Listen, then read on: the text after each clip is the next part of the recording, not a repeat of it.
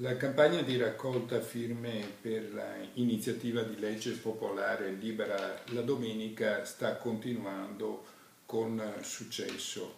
Abbiamo raccolto circa 5.000 firme nella provincia di Venezia e circa 15.000 nella regione Veneto. L'obiettivo nazionale è di 50.000 firme.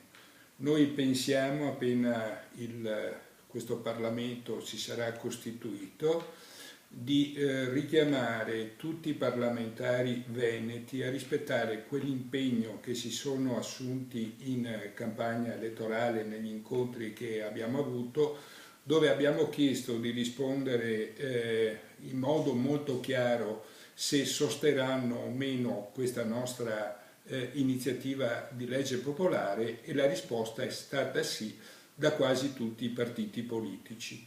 Quindi appena il Parlamento si sarà riunito e appena avremo raggiunto le 50.000 firme, presenteremo questa iniziativa di legge popolare e verificheremo quali parlamentari rispetteranno gli impegni che si sono assunti in campagna elettorale.